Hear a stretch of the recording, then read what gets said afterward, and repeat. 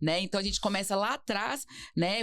Então, vamos lá para a tela, Pedro, com a CFIP, GFIP, CFIP, né? E da nossa lista nem é o mais antigo, né? Tem aí obrigatoriedades mais antigas que foram criadas antes dela, mas em termos aí de conhecimento, de contato, usabilidade, foi a que a gente mais utilizou aí por mais tempo. Todo mês, praticamente, porque as outras, talvez, a CAGED, que é a mais antiga, mas era anual. A CFIP aí era mensal que a gente tinha que fazer o envio. A CAGED não, a RAIS. A CFIP, a gente todo mês tinha que fazer aquele envio, gerar aquele arquivo no sistema, fazer a importação para dentro da CFIP, fazer conferência de valores, aquele monte de relatório que a gente tinha que fazer as conferências. Lançar compensação. Tinha a questão do MEI. A do MEI era engraçado, porque você tinha que lançar a compensação manual dentro do... Do jeito que a gente quisesse. Do jeito que a gente quisesse, né? O recomendado era só compensar 17% dos 20% do patronal, para ficar só os 3%. Não, a compensação de salário e maternidade também. Exato. Outra questão que a gente estava até comentando, a da desoneração, né? A guia da desoneração lá da CPRB, a gente tinha que fazer ela de forma manual lá no site da Previdência Social. Quem fazia, né? A guia avulsa do Senat Produtor Rural também a gente tinha que fazer a avulsa. E quando se faz a avulsa, o cálculo também a gente tem que fazer na mão, né? Então, a gente ficava ali suscetível ao erro muito facilmente. Então, a gente tinha que, por exemplo, o CPRB tinha que pegar a receita da empresa, aplicar ali o percentagem de acordo com a atividade dela e emitir a guia. Hoje em dia, o social já faz tudo pra gente ali de mão beijada, né? Então, como eu disse antigamente, quem não passou por esse período não dá o valor, entre aspas, assim, né? De tudo que a gente vive hoje em dia, que é o social e vida social. Por mais que o social penou a gente também por um tempo, né? Pra gente aprender a executar, né? Entender. O começo ali foi difícil, foi penoso, mas eu acho que valeu a pena, né, Flávia? Valeu a pena. E assim, acredito que essa troca, né, lá da época da CFIP, a gente ainda executava, porque foi muita realidade que a gente viu ali no DP com a social, executava as formas do jeito que a gente quisesse, né? Não tinha muita trava, né? Então, assim, por exemplo, falando de desoneração, hoje a reoneração que existe, se você for pensar... A gente não fazia certinho os anexos, não recolhia corretamente. A gente poderia fazer do jeito que quisesse. Agora, com a CFIP a UES Social trouxe essas travas e obrigou a gente a executar corretamente, que virou uma realidade. E a gente enxerga que quando a gente fazia CFIP, a gente fazia muita coisa pelos cocos, como se diz. Peguei situações, Flávio, em que depois que entrou o UES Social, em que a CPRB era calculada automaticamente no envio dos eventos, o pessoal meio que assustou. Porque, essa guia aqui de CPRB, a empresa minha sempre foi desonerada, nunca precisei mandar essa guia pro cliente. Ou seja, a pessoa desonerava os 20% e ficava por aquilo mesmo.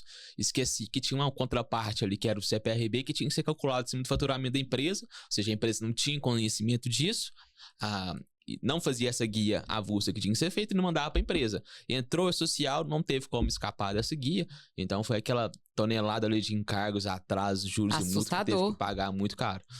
E isso trouxe para o cliente da contabilidade, trouxe um impacto muito grande, porque não tem opção de não pagar. E você nunca me mandou essa guia antes, provavelmente ele disse. Como é que fica a situação? Né?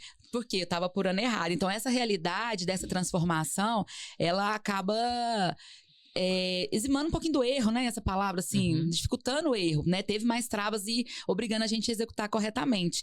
Mas a CFIP, então, né, Thales, ela sempre foi trabalhada ali para FGTS e INSS, né? Ela tinha um contato ali, hoje era a ausência de CFIP, hoje traz a ausência de DCTF Web, né? Então, era cobrada ali os envios. Ela né, tá aí no nosso slide de 1999, teve algumas atualizações ali na versão. Para observar o tanto que ela era desatualizada, né? A gente utilizava ali ela até 2021, mais ou menos, né? 2022. E ela não recebia uma atualização desde 2009. Ela atualizava ali o CBO, né? Que tinha o KNAI também. A tabela de CBO. A nossa tabelinha ali atualizava, mas... E era um transtorno, né? Era questões maiores, assim, como o próprio MEI que a gente citou aqui, que veio depois, eles não se atualizaram, ou seja, não calculava ali o patronal do MEI corretamente, dependia da pessoa fazer aquele ajuste manual, lançar compensações manuais, tabelas. Então, realmente, a CFIP era um pequeno transtorno. Aí, vendo de longe, assim, hoje em dia, entre CFIP e social, a gente amava CFIP e odiava social, né? Como é que podia ser de jeito, né? Você tá doido? E hoje em dia, a gente olha pra CFIP, olha pra ela assim e fala, como é que eu gostei disso um dia, né? Eu até arrepio de ver, porque principalmente quando chegava aquele cliente maravilhoso e falava assim, recalcula todos os FGTS atrasado de um funcionário, por favor. E aí a gente sabe que era entrar na Cefip, gerar um arquivo no sistema, validar. A gente tá falando só da Cefip, né? Fora a parte que a gente acaba de fazer a Cefip. Depois tem uma conectividade. E tem que entrar no conectividade social. Que também foi uma evolução, uma das primeiras evoluções. Se eu pensar, porque na minha época não era conectividade ainda, tá? Tinha um outro negocinho que a gente tinha que pôr a chave prica, não lembro. Se alguém lembrar aí, for da época lá, era um outro negócio que a gente tinha que linkar tipo um endereçozinho lá pra acessar o PRI, que não tinha certificado digital. Então, com conectividade, na minha época, já foi um começo de evolução. Pra mim já foi começou a passar raiva já, porque conectividade social, dava aí de Java, e configurar navegador. Não, o Java era uma canseira. Nunca atualiza o Java, só ficava assim, gente, não atualiza, fica no 7. Exato, aí tinha que ir no conectividade, não acabou não, viu? Tinha que ir no conectividade social, fazia a transmissão através da conectividade social. Buscar protocolo. Aí pegava um novo arquivo, aí tinha que entrar na Cefip de novo e importar esse novo arquivo pra aí sim ser gerado uma guia do FGTS. Imagina fazer várias de um funcionário e depois um dia de outro funcionário, né? Tem muita empresa que trabalha dessa forma. Sim, e o problema é quando faz um monte de um funcionário só e a pessoa ainda não paga, né? Coloca lá, não, põe pra amanhã. E aí você já colocava no final do mês, sabia que amanhã não ia pagar, né?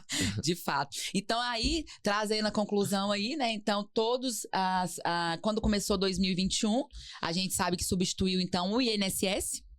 Aí já começou, a Cefip começou a ficar só por conta do FGTS. Foi uma coisa engraçada, né? A gente fazia Cefip, tinha gente que fazia questão ali do valor do INSS bater corretamente, né? Sendo que não tinha mais ali validade nenhuma de declaração de valores.